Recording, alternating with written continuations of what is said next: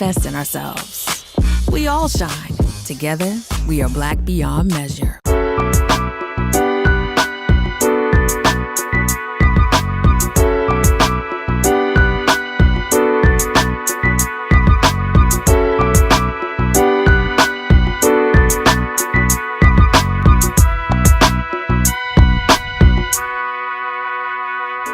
Hello, everyone, and welcome to A Balanced Life with Dr. Jacquie here at Black Star Network. And I am always delighted when we have this opportunity to get together. Of course, most of us have come to realize that discovering how to live a balanced life is not for the faint of heart. It requires every fiber of your being, but most importantly, it requires your presence and for you to be engaged. I get it. I understand that this pandemic has literally taken us to a place that we didn't think that we could go. But now that we're in that space of discovering how to recover and how to return and how to get back to doing the things that matter for us in life, as we are preparing for back to school, as you're thinking about all the things that it's going to take to make you ready, to get your kid ready, to have that space and time to really allow yourself to grow, we're going to have some real substantive conversation today with some of our most fabulous guests. Let me tell you, Dr. Tierney, Pastor JT, Stacey Owens, and Mocha Lee are here to help guide us toward what it means to pull ourselves together. Hey, everybody. Hey, Dr. Jacquie. Hey. You know, I love when we get together. This day of the week is probably one of my favorite because it allows us to have an opportunity to really just pour into the lives of other people. And, you know, as we're thinking about going back to school and, you know, all the back to school shopping and tax-free day is coming and taking kids to the grocery store, to the department store. Oh, my God, my head just hurts thinking about all the shopping carts that have been run over my heel over the years, you know, just gives me kind of an angst. But, you know, there's some things that have been going on as we've tried to figure out mentally, emotionally, how we can get ready. I wanted to ask each of you, you know, what has COVID taught you about being ready for this next season of your life? Pastor JT. Wow. Well, thank you, Dr. Jacquie, and good morning to all of you that are watching and to all of my wonderful sisters that are on the panel with me. COVID really taught me that expect the unexpected. And live every day and be in the moment of that day. I believe everything that happened prior to COVID is no more, you know, so COVID told us and taught us, I believe, if we are willing to learn the lesson, that it's okay to change. And even possibly even looking at now, if we have parents who had a child that was in the 5th grade prior to COVID, and you may have a child that's entering the 5th grade now post-COVID, you won't even be able to parent that child the same way, even though they're going into the same grade. And so if we look at life like that, I believe that we take advantage of the opportunity to begin again. We're given a blank sheet of paper every day. And why in the world would you continue to rewrite what has been written when you have an opportunity to create something that could be a masterpiece? Absolutely. Dr. Tierney. Similar to what Pastor JT just said, the biggest thing that I learned is to go at my own pace. And knowing that my pace now may not be what my pace was last year or the year before that. Sometimes we can get stuck in this pattern of we're supposed to be here by now. We should have been there by now. Or we want to accomplish this in this time frame. But when we have different things that's happening all around us, things that are beyond our control, the different changes, like Pastor JT said, we have to give ourselves that grace to go at our own pace. What is the pace that you need right now? That could be from a physical standpoint. It could be from a mental, emotional standpoint. It could be from a financial standpoint, you know, so making sure that you're running your race at your own pace, not his pace, her pace, the Joneses, the Smiths, or whatever it is, but making sure that you're staying tuned with you and going at the pace that you need in this season. Oh, my goodness. Learning how to stay in your own lane has never been easy, you know, and sometimes it gets the best of us. Mocha Lee, what has COVID taught you about getting ready for your next season? Wow. You know, the main thing I can think about is just being organized, you know, especially because I have 2 girls. One is a rising 5th grader and one is a rising 9th grader. And just knowing, okay, when we leave, we have to have masks, you know, or did we get the booster shot? when was the last shot? Now we have to know, how to schedule. So a lot of it in terms of my mindset as a parent has been stay on top of your stuff, be organized. And I love what the other commentary was, expect the unexpected, because now with the new strains of COVID, we still don't know. You could have had your booster shot. You still might get it. So I think also keeping a positive mindset, like, your children vibe off of you as a parent. So I think just keeping a positive mindset, staying organized, and just like Dr. Tierney said, have some grace and patience with the whole scenario. But again, I always go back to the morning time. I have to wake up in the morning and at least spend a few minutes just meditating and telling myself, I have enough time. I can be organized. Those positive affirmations really, really help a lot of me and my clients. Those are really good tips, because oftentimes staying organized with so many moving pieces and parts and regulations and rules and different settings, especially when your kids are going to different schools. You got middle school, high school, elementary school, and all of them have different guidelines. And so it does sometimes put us aback to be able to figure out how to do what is next for us individually. Stacey Owens, how is this navigating, and what has COVID taught you as you look for your new level of readiness in this next season in life? COVID has taught me to be flexible and to let go. I had to learn how to recognize my controllables. And if it was something that I did not have control of, I needed to let it go. So I think during this time, I've tapped more into my emotions and recognizing that, I'm the type of person pre-COVID where I had to have some type of control over everything that was going on in my life. And if it changed, I would have some type of, not necessarily a meltdown, but it would have some type of impact on me. And I had to just learn how to just let that go and go with the flow and know that whatever comes my way, I have what I need within me to deal with it, and just deal with it and don't let it cause stress and anxiety. And I think that's one of the key things that we've had to deal with in education as well. Teaching our parents how to just control the things you can control, and the things you can't control, mask mandates and all that, learn how to flow with it. Learning how to flow with it. Wow. When we come back after the break, I want us to really talk about this issue of procrastination. I don't know if you guys caught it or not, but some of the things that were said was it's okay to change and it's okay not to be okay.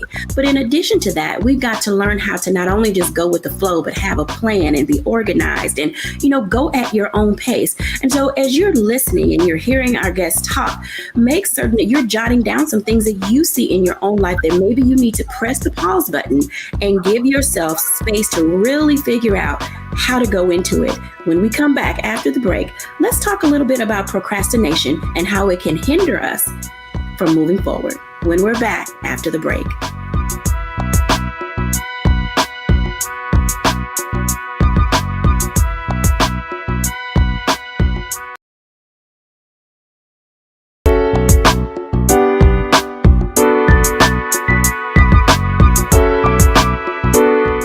Welcome back, everyone, to A Balanced Life. Let me just say, it is one of these times and seasons in each of our lives where going forward is something we just have to put the pedal to the metal to. As we can see, life isn't going to stop. And with all of the things that have happened over the last 2 years, 2.5 years, we are moving into that space of saying we've got to figure out what our individual new normal looks like.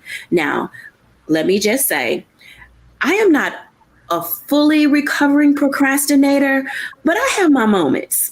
I'm just going to be honest. I have my own moments when I literally feel like I'm taking my time, but I'm taking my time for good reason. I'm not being slow for the purpose of just being slow. I'm literally trying to figure things out and see how they can work for me. I want to ask Mocha Lee this question because, Mocha, when it comes down to procrastination, how can it hinder us? And you work in that fitness space. And oftentimes when adults don't take time to relax or rest or do fitness, they can do more harm because oftentimes that procrastination turns into never. Talk to us about that for a moment. Oh, wow. It turns into never, Dr. Jacquie. And that breaks my heart. And I have to remind clients, students, anyone that I work with, that I am in your life for accountability. I am here because there are a few things that you don't necessarily want to do, such as work out, that I want to encourage you to do it anyway, because it's for the benefit of your own health and your own life. And it's funny, like, although exercise I love, and I'll wake up and I won't procrastinate, I'll do that right away. There are other things that I might procrastinate myself. So I'm like you, I have to check myself. I'm like, well, am I moving slowly for a reason, or am I just putting it off? And it's tricky because with my kids, I notice I don't want them to procrastinate. So then I don't want to be a hypocrite and say, girl, stay on top of your stuff. If I told you to do it once, go ahead and do it the first time. But then I notice in some of my own business, business dealings, I might notice that I've put stuff off. And I think it's because if I'm ever overwhelmed in a certain sense, like, wait, do I go to this conference, or do I speak there, or do I, sometimes overwhelming feelings will cause me to procrastinate. So I just try to reel it in and realize that one little baby step forward is at least going to put me in the right direction. And same thing with my clients with fitness. One little step forward. You don't have to do a whole lot all at once, but the small steps add up to fabulous results. Well, let's talk about that for a moment, because when you think about how fitness plays a part in our life, sometimes socially and emotionally, we can be in our own way because of how we look. We're not comfortable in the skin that we're in. But there are times when, if we don't move ourselves forward, we can stay stuck in a rut. How do you help people get out of a rut? Such a good question. The way I help people get out of a rut, many times it's just by asking them, what are their specific goals? And not even maybe goals, but just what are a few things you would like to see yourself improve? You'd be surprised, Dr. Jacquie. Sometimes it's just simple stuff. I have a few people say, I just need to get up and down the stairs better without getting out of breath. Not everyone says, I want to run a marathon or do a triathlon. There's a wide range of things that people would like to see themselves do. So in order to keep them committed to that, if we write it down, sometimes I almost try to make it like a contract. Okay, write down these 3 things you'd like to do. Let me help you think of some smart ways to get there, some realistic, attainable steps. And then let's, as a team, move forward towards doing it. And sometimes I have a little backlash, people who don't quite get there. But I feel like, if I'm patient and just remind, I think there's like a nice way to remind people what they told me they want to do. And then I just say, you can do this. You just have to put in the little bit of effort, or a lot of effort in some cases, that it takes to get there. But it's a reminder thing. It's like, if you're saying you want to do something, then let's go ahead and do it. Or maybe don't keep on talking about it. How about that? Maybe we need to just move on to a different type of goal, because that's realistic, I do respect that, because things have to be realistic. And I know we're talking about procrastination, and oftentimes parents and how they do what they do or not do what they do can make it difficult for our students and our kids. And I want to ask Stacey a very similar question as it relates to parents procrastinating and getting their kids prepared to come back to school. We're only a month and a half out. What are some of the expectations, Stacey, that you have of your parents to be ready to have their kids come back into the building? Right now is a great time for routines. Let's get back to our routine. Right now, kids are floating around in the world doing whatever they want to during the summertime. They're staying up late playing video games. So right now we should be backing up our bedtime in about 15-minute increments each day, so that we get closer to the original bedtime that's used for school time. Start preparing your child for setting their clothes out, even though they may not be going anywhere tomorrow because it's still summer. Start practicing those expectations that you have for your child to do when it's now a night before school. That way, kids are not procrastinating, and they know the expectation, and they're practicing it, and they're ready. And then parents, you're helping to prepare for that. Another thing is, if you're changing, going from middle school to high school, or elementary school to high school, elementary school to middle school, now's the time to start doing your paperwork, getting your child registered. Don't wait till the last minute, especially if you're going from middle school to high school, because then your child won't get selected for the best classes that can fit their needs. So find out, why are you procrastinating? What's the emotional attachment to what's making it difficult for you to get your thoughts together to go do those things, and deal with self first so that you can move on and deal with what you need with for your child. Stacey, you bring up a very good point, because one of the things that caught me with my nieces was when they did go from middle school to high school, there was a series of immunizations and things that I hadn't even considered. When is a good time to start looking at the immunization record and scheduling those appointments? Because that can also keep your child from being able to get in the building and start classes. Correct. You're absolutely right. I know here in North Carolina, you have to look at that for kindergarten and 7th grade. You got to make sure now is the time to start making those appointments, in particular since COVID is back on the rise and the doctor's offices are getting busy again. You want to go ahead on and make those appointments now for your physicals for those transitional years, so you can make sure you have your health assessment and your shots ready before school start.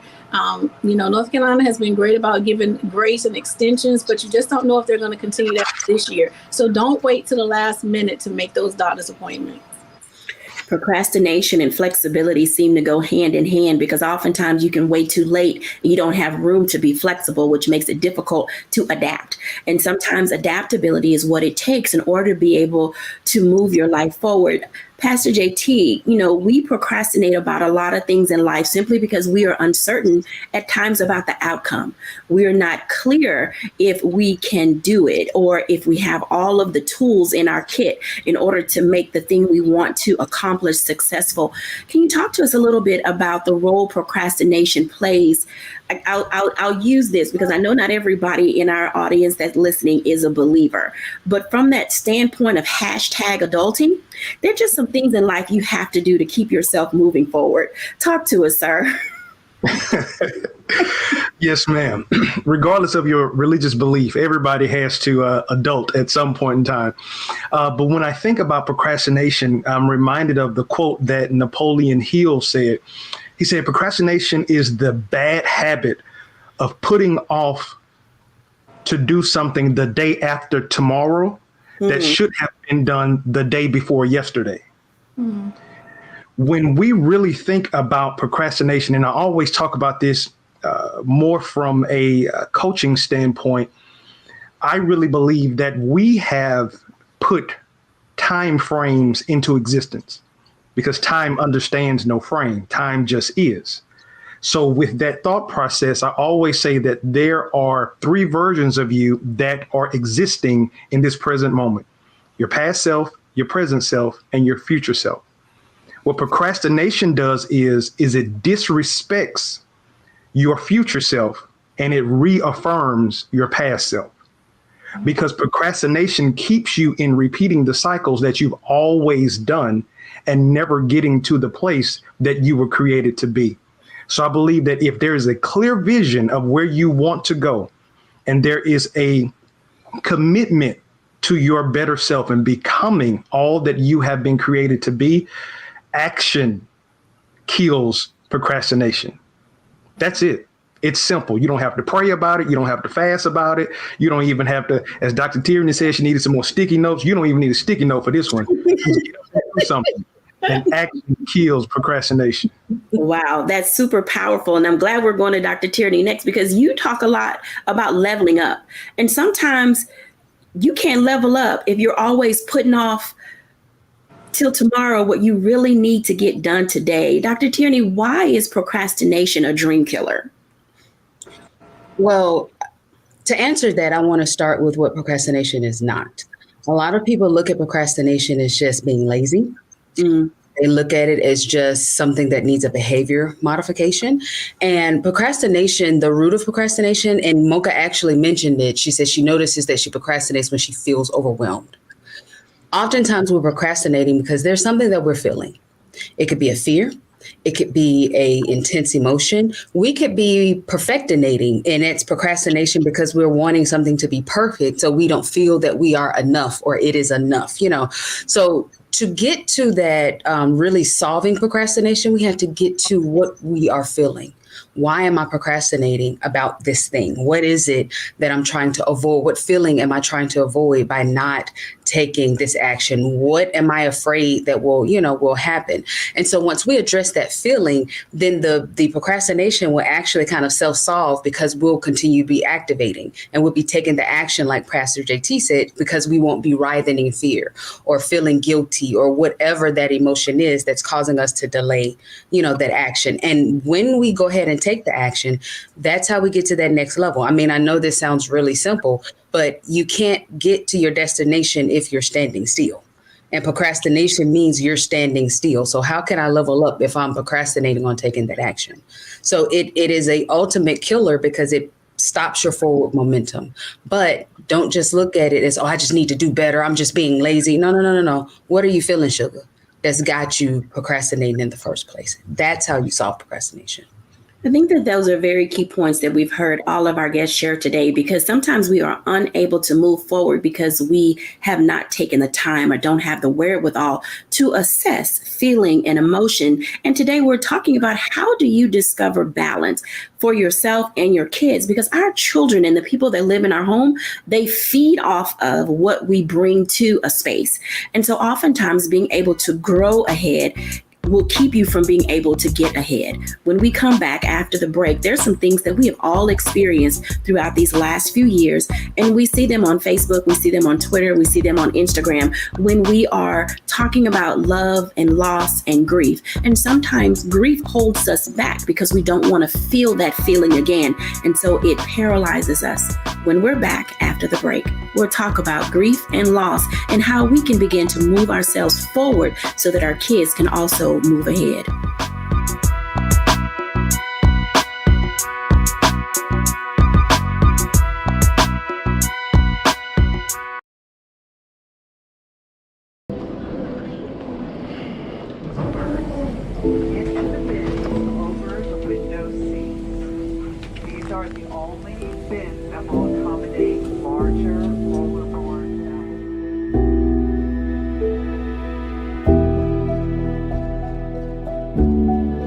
Put 10 in here? 10, and you don't come out till you die. And you eat him, you eat 10. Oh my God. So what?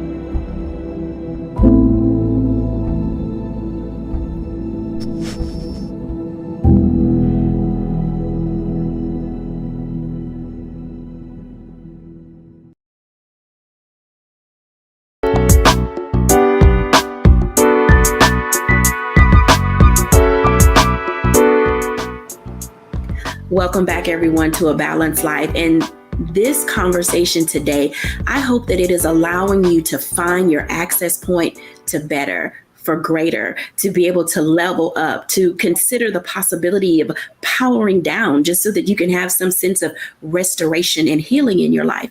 So much has been thrown at us over these last 2 years, and now the world is open back up. And we're like, wait, you want me to jump into that? We are sometimes not feeling at our best or even capable of being able to do so. I want to invite everybody back in, because in this season of loss and grief, we don't take into consideration how this impacts our children and whether or not they are ready. We as grown people, oh my goodness, we as grown people have a hard time trying to figure out how to move past being overwhelmed, how to move past being hurt, how to move past a loss of a job, how to move past so many things that it just continues to pile up and pile up and pile up. And then we are sunken under the weight of it.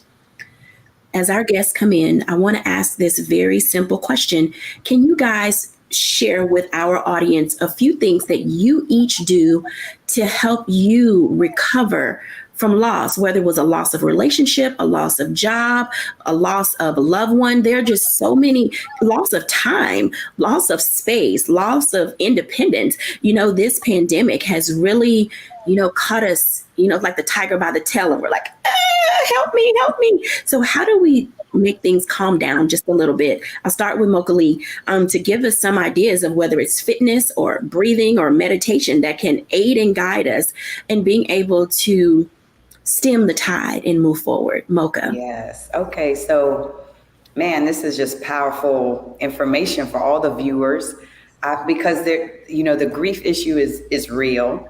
And I know for me personally, I definitely have to have that person that I trust to talk to about situations, how I'm feeling. It's just nice to have that special girlfriend or relative, because especially as women, I feel like we communicate well by talking it out. But what's interesting is that's not everyone's way. So if, as a mom, I have to realize that my teenager, who's now all of a sudden, not talking hardly at all, she might need another outlet. So I always encourage people, and especially young kids, to have some type of outlet. Now, the reason this is really good timing for me is because my kids went to a music camp. We're here in Maryland. They went to a music camp at the University of Maryland. They both play flute. And the band director made such a nice point. And he said, for some people, music is how they communicate, Mm-hmm. And it's just true. If you find an extracurricular or a hobby or something that you can really dive into, and it just gives you those feel good endorphin type feelings, then go there and enjoy it, because you just need to feel good, even if it's for a short time, and then you can come back and still address any sadness or loss that you may have had. But I know for me personally, it's working out is therapeutic, especially working out to some nice music, and breathing. I'm telling you, people just underestimate how deep breathing, not necessarily in a yoga class, but just sitting and breathing heavily and letting that oxygen and the endorphins just work on your brain. It's a beautiful thing. So that's what I recommend. Thank you for those recommendations. I can tell you a good deep inhale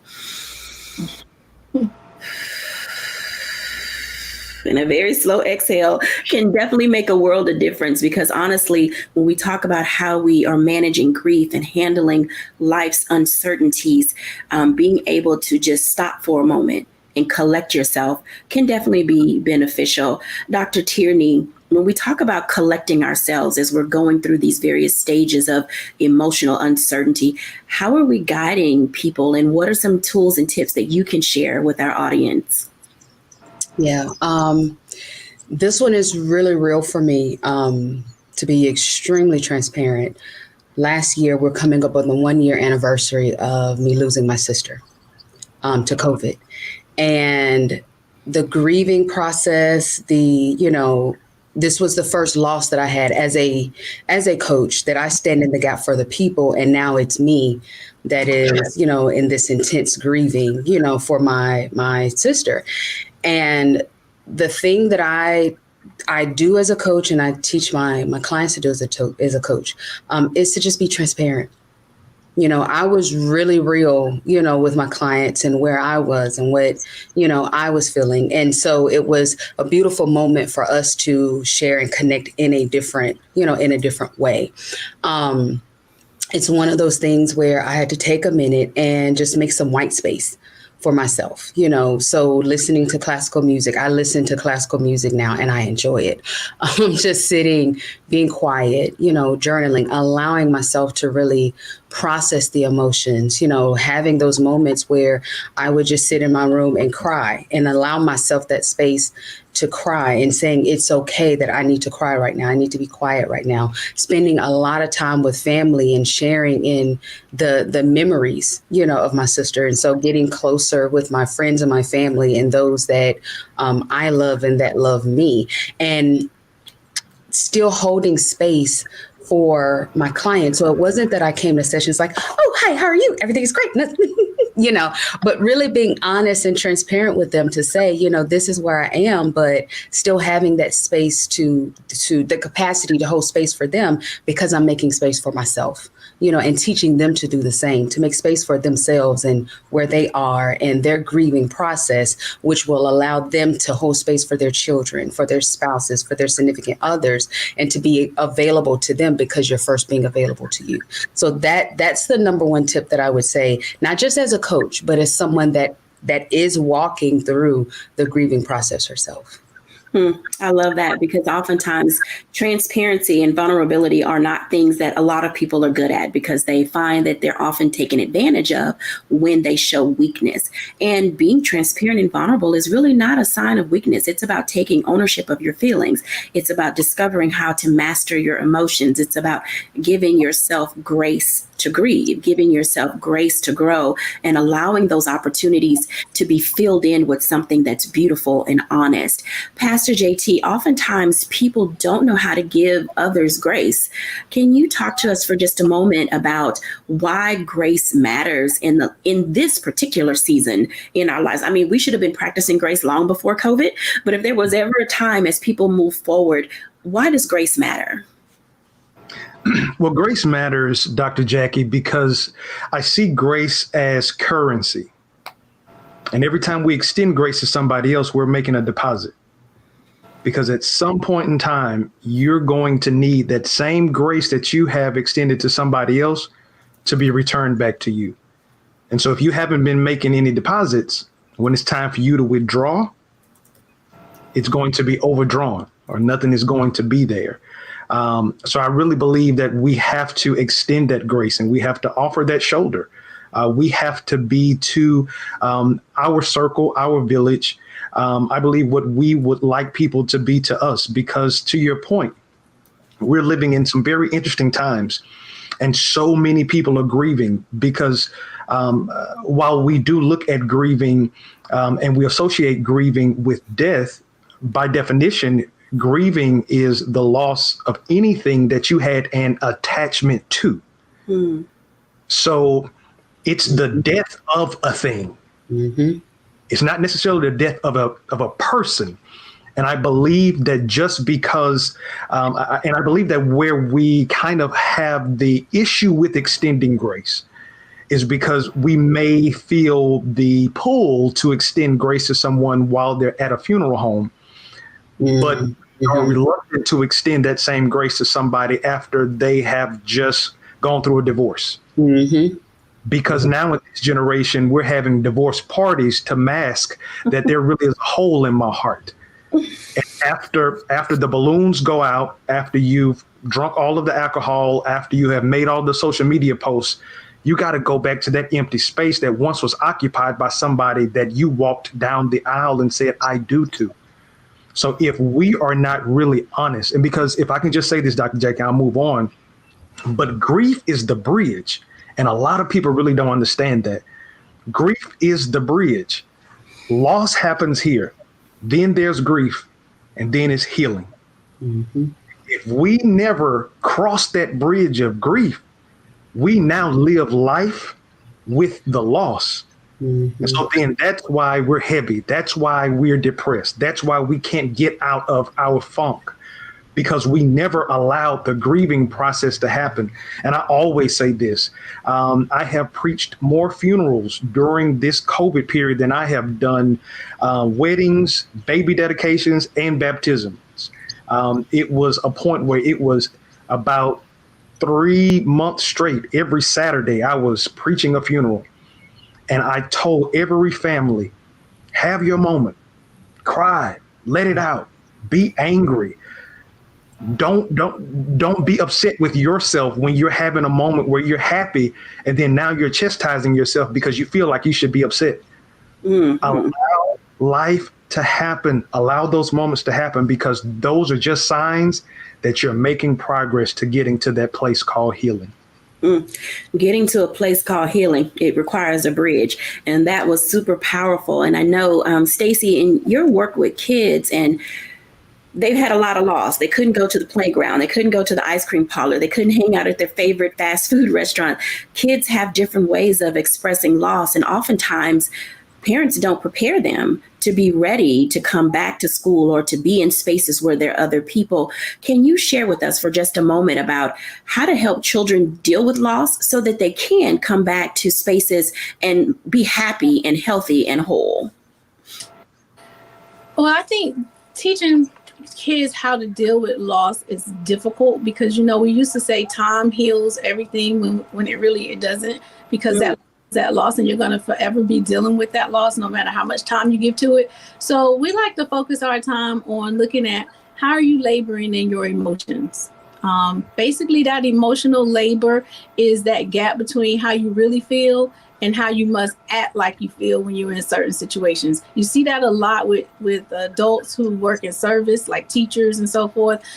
You may be feeling a certain way actually, but you have to come in and put that smile on. For kids, you may be feeling hurt, but you don't want your peers to know, or you don't want people around you to know. So you have to come in and put in this act to show a different way. So we want to make sure that there's some balance in your emotional labor. When you start laboring those emotions, if it's not balanced, you'll burn out, you'll become depressed, So the best thing for that is to, one, look at tapping into ourselves and knowing how to articulate how we really feel.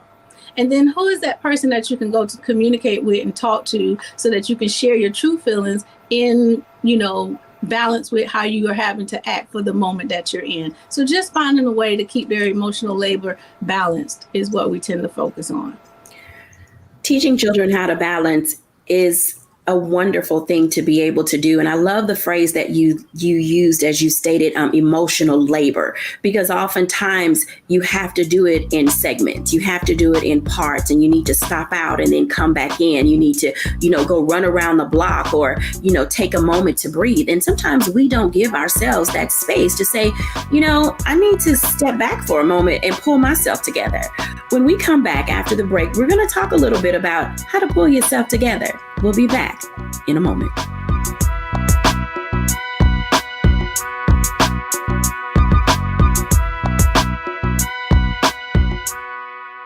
When we invest in ourselves, we all shine.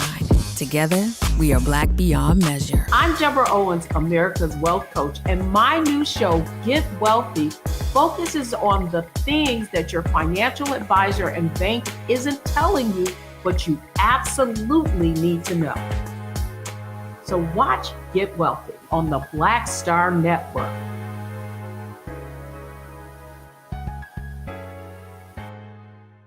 When we invest in ourselves, we all shine. Together, we are Black beyond measure.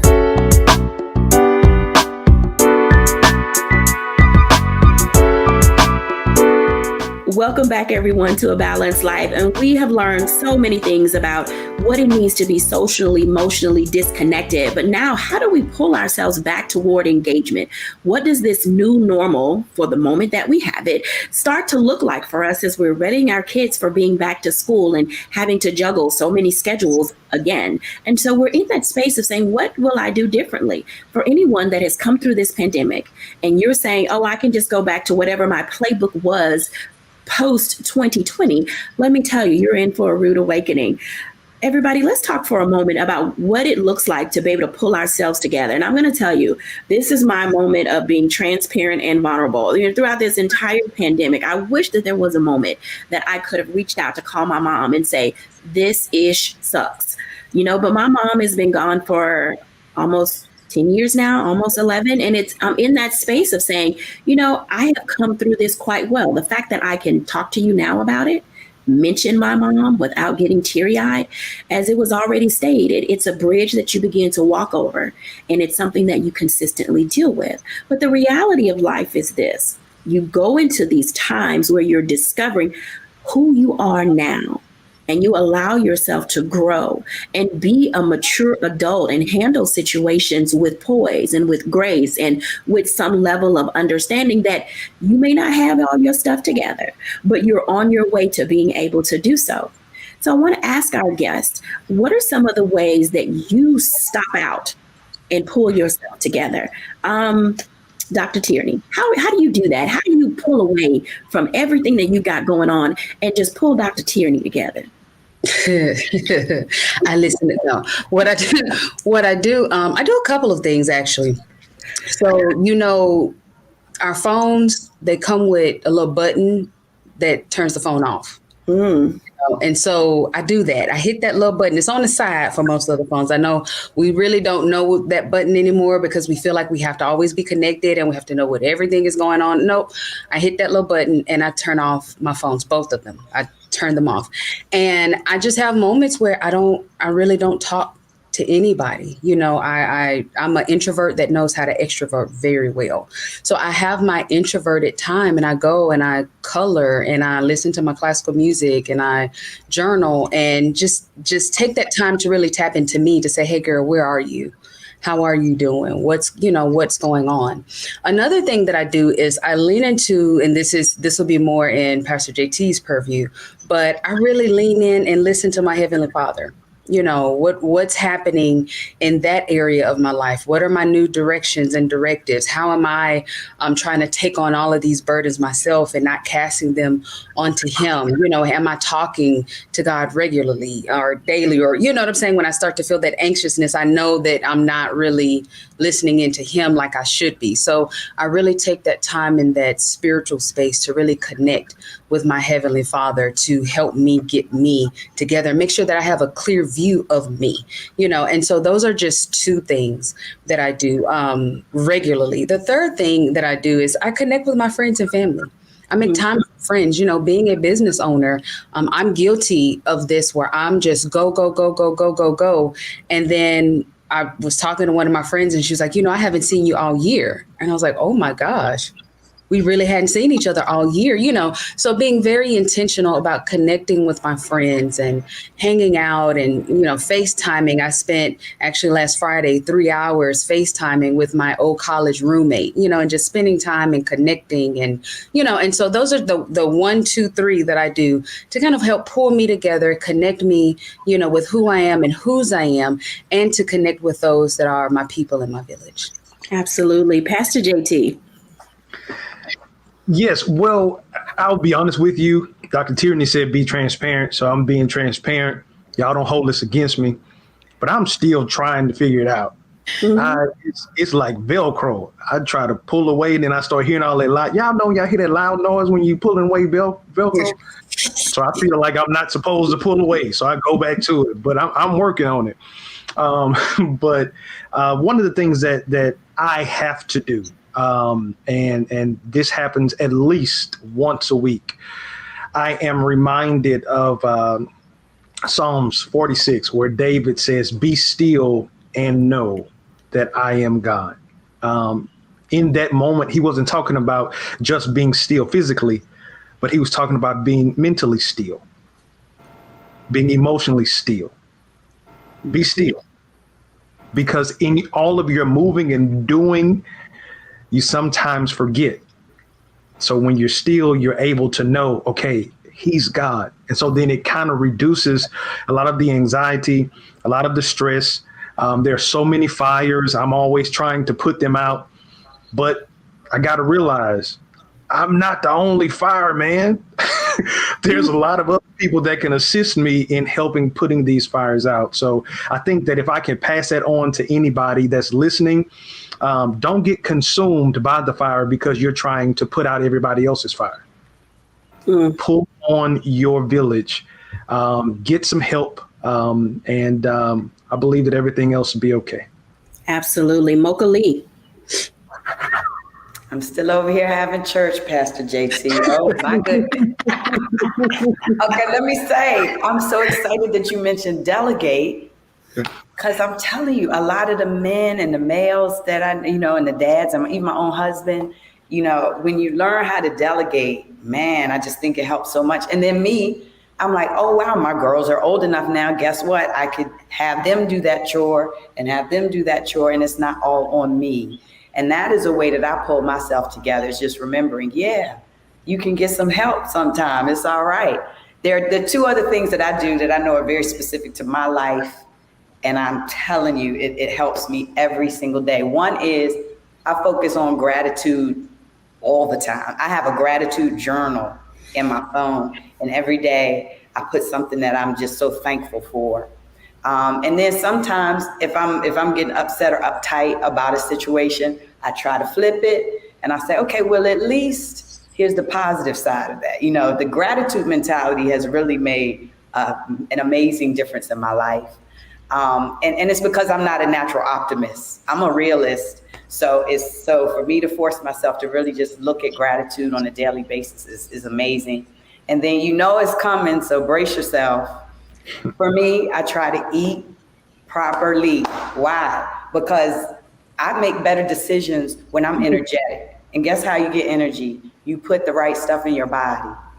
So I don't even leave the house without a water bottle. I stay hydrated. And I'm not perfect. Of course, birthdays come, I eat the cake. I like sweets. But in general, I notice that I feel so much better when I'm concentrating on eating healthy and eating lots of salads and, all the good stuff, fruits, nuts, little protein here and there. It helps, I'm telling you. And somebody, I hope you receive that it does make a difference in just your day-to-day life. Good nutrition matters. Stacey Owens. So I don't know if I should come behind Mokali because I run and I do so much that it's normally those times when I find myself in the bed eating cookies and chips and all the stuff that I don't normally eat. And can't get up, I can't move, I can't do anything. I'm just there for like a couple of days. And then usually that second day, it sort of hits me. And I'm like, wait a minute, girl, this is not even how you normally move. You need to knock it off. Then I start talking to myself. It's healthy to talk to yourself as long as you don't talk back. I start talking to myself like, what's going on with you? Why are you here? Why are you there? And then I kick into my AAA. So I start assessing the things that I've been doing. I start thinking about and reflecting on, well, how did I make adjustments to what I was going through? Or, what was my actions that I've just finished doing? And then I adjust. I wish I could say it's as clear cut and clean as everyone else, but it's usually take me a couple of days to realize, wow, I'm in a space that I don't normally operate in. And it's okay to be here because maybe my body just needed to stop. But now what do I need to do to kick it up and get up and start moving again? So I don't allow myself to stay there, so I recognize it and tap into my own feelings. And then I get over myself and get up and keep more. Because, I still have one of those praying mothers. So if she noticed that I disappeared for a couple of days and I'm not connected to the world, she'll come looking after me to get me out the bed.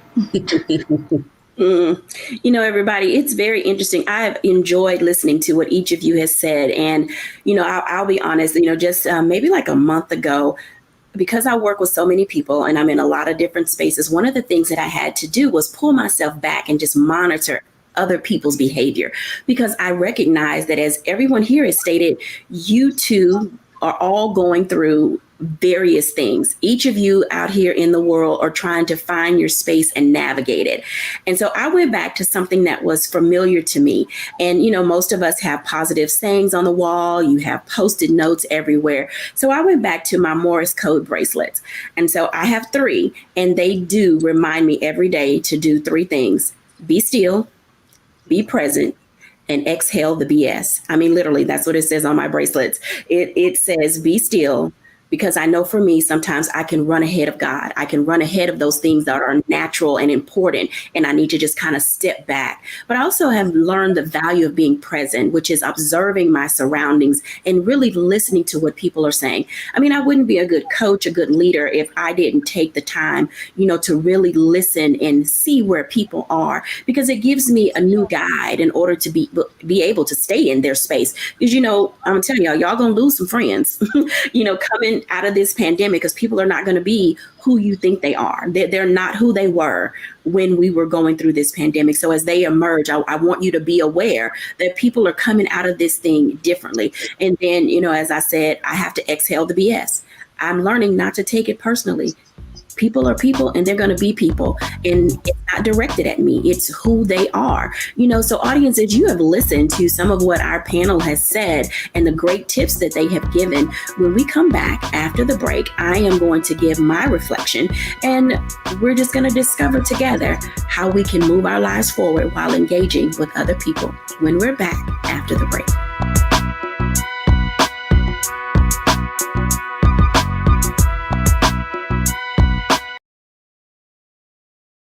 Folks, Black Star Network Network is here.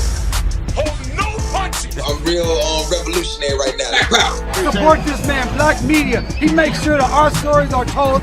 Thank you for being the voice of Black America, Roland. Stay black. I love y'all. All momentum we have now, we have to keep this going. The video looks phenomenal. See, this difference between Black Star Network and Black-owned media and something like CNN. You can't be Black-owned media and be scared. It's time to be smart. Bring your eyeballs home. You dig?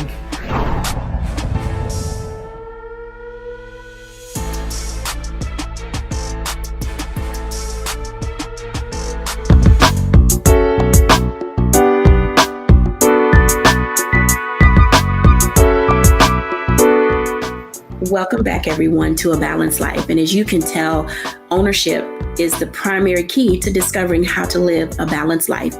Social health, emotional health, physical health, mental health, emotional health, spiritual health, financial health, they all matter. And in this season of coming through this pandemic and discovering, as kids are literally, we're being told, going back into the classroom, masked or unmasked, this level of normal for us will literally sit some people on their heels. So I hope that there's something that has been stated today that will allow you to find that space, number one, to unwind and unplug and to get unbusy, because oftentimes each of those things is necessary for you to be able to navigate the world in which you live. Give yourself time and space to grow. Give yourself grace to live again, but also make certain that whatever these traits are as adults that you are learning to carry, that you deposit those into your children. Sit them down, talk to them, go back to having family time after school, in the car, on the weekend. Allow your kids to see you process life. I'm telling you, these tips that we are teaching ourselves and that we are discovering together will go a long way for this next generation if they can learn from us.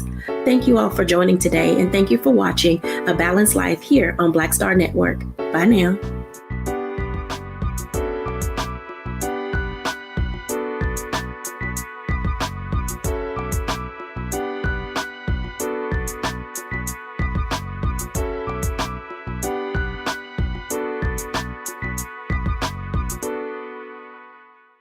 When we invest in ourselves, we all shine.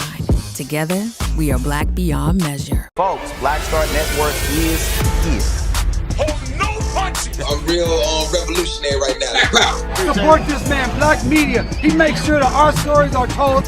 Thank you for being the voice of Black America, Roland. Stay black. I love y'all. All momentum we have now, we have to keep this going. The video looks phenomenal. See, this difference between Black Star Network and Black-owned media and something like CNN. You can't be Black-owned media and be scared. It's time to be smart. Bring your eyeballs home.